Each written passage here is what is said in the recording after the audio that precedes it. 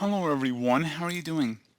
This is MD Tech here with another quick tutorial. In today's tutorial, I'm going to show you guys how to hide the recycling bin icon on your Windows 11 desktop.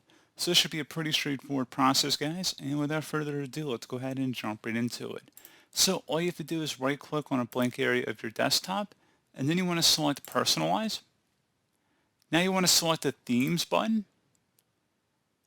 And now you want to go down underneath Related Settings and select the Desktop Icon Settings.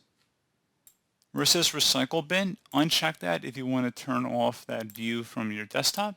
Select Apply and OK, and you see it no longer appears on our desktop. And if you want to turn it back on, just click on, again, Desktop Icon Settings, and then you check mark inside the Recycling Bin field, and then select Apply and OK. And that's all you'd have to do.